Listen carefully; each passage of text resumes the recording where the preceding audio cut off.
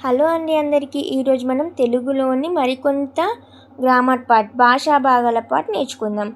ఇప్పుడు మనం ద్విత్వాక్షరాలంటే ఏంటిది, కాలాలంటే ఏంటి, క్రియాపదాలు, భాషా భాగాలు, వీటి గురించి కొంత గ్రామర్ పార్ట్ అనేది మనం నేర్చుకుందాం. ఫస్ట్ మనం నేర్చుకోవాల్సింది ద్విత్వాక్షరం. ద్విత్వాక్షరం అంటే ఏంటిది, ఒక హల్లుకు అదే హల్లు చెందిన ఒత్తు చేరితే దాన్ని మనం ద్విత్వాక్షరం అని అంటాం. ఇక్కడ చూసుకున్నట్టయితే ఎగ్జాంపుల్ మీరు కాకి కా ఒత్తే చేరింది, ఖ ఖ కా క ఖ.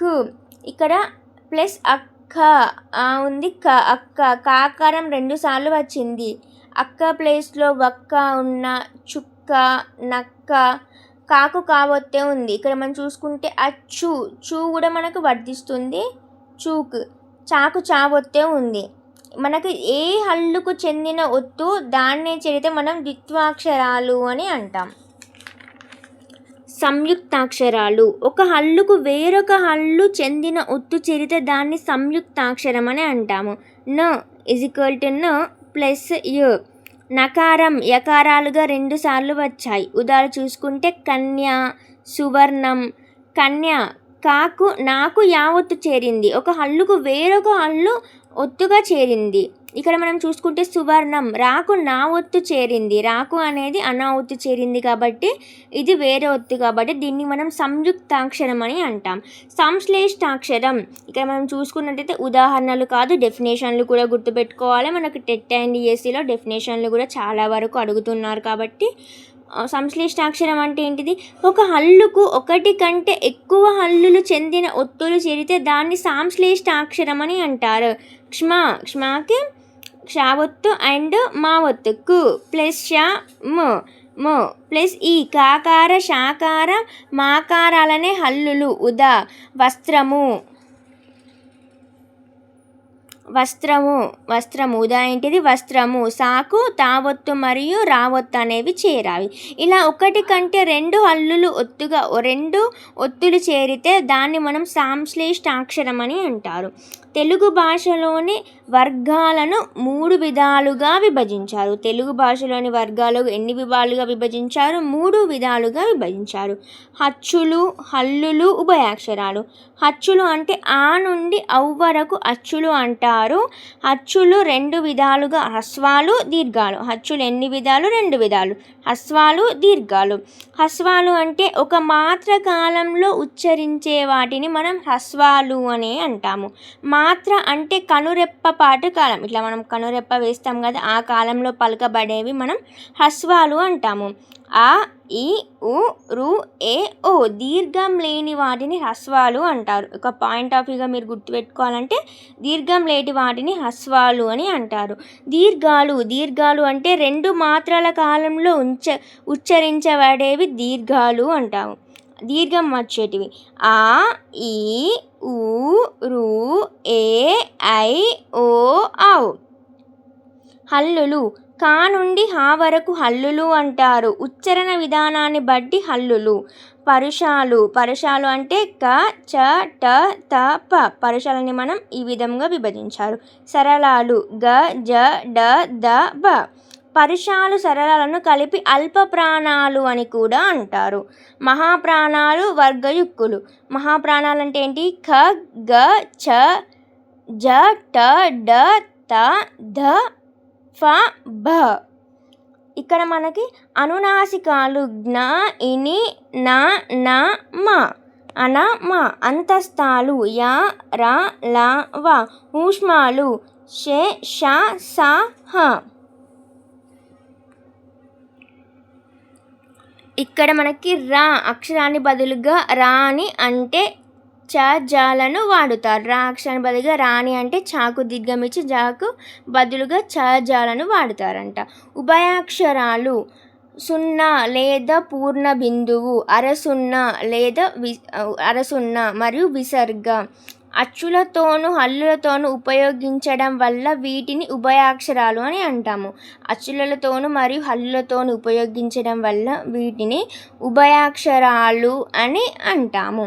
అరసున్నకు గ్రాంథిక భాషలో ప్రాధాన్యం ఉన్నది. విసర్గ అంటే 2 సున్నాలు. సంస్కృత పదాలకు మాత్రమే చేరుతుంది. విసర్గ అనేది సంస్కృత పదాలకు మాత్రమే చేరుతుంది.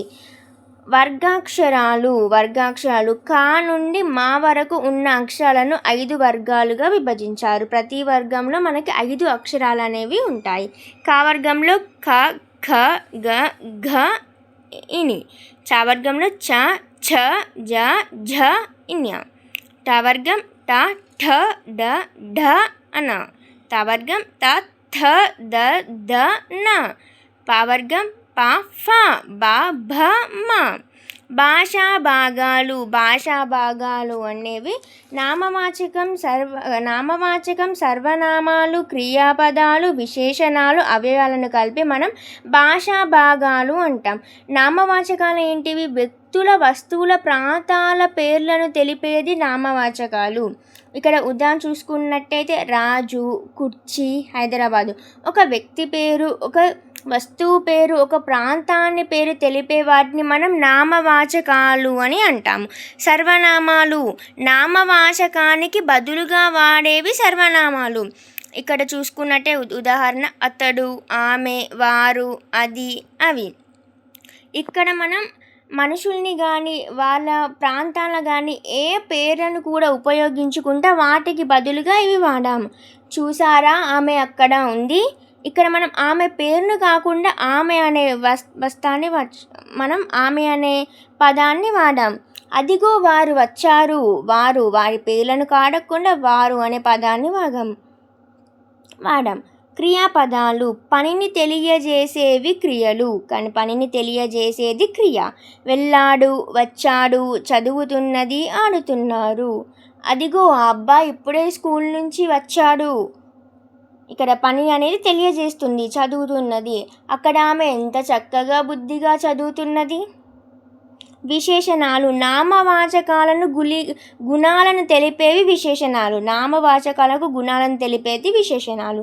అందంగా, ఎర్రగా, చేదుగా, మంచి, చక్కగా, ఇష్టంగా.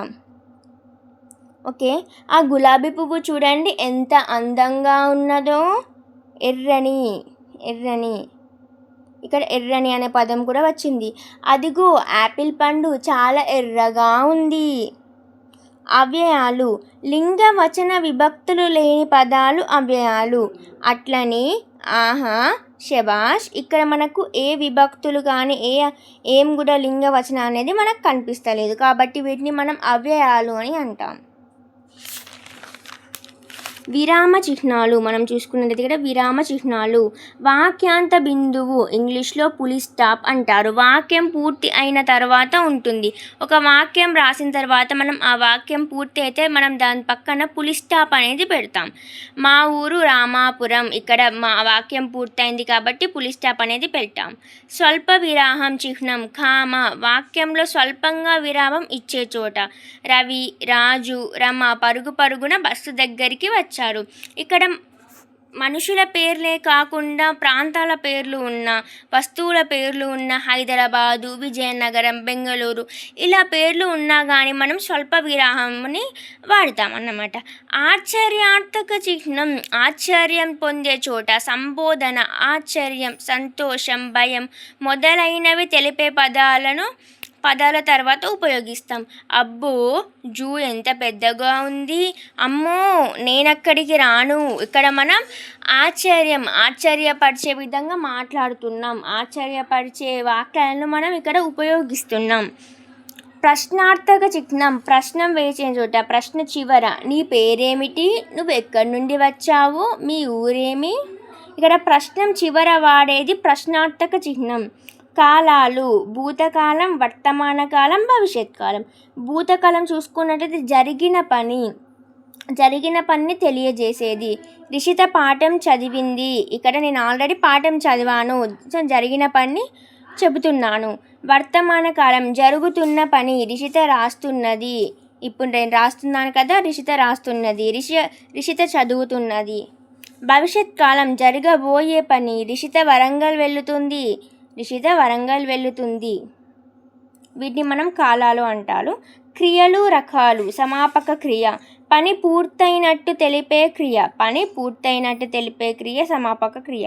చూశారు, వెళ్ళింది, అయిపోయింది. అసమాపక క్రియ పని పూర్తి కానట్టు తెలిపే వాక్య భావాన్ని అసంపూర్తిగా తెలిపేది. చూసి, వచ్చి, తిని.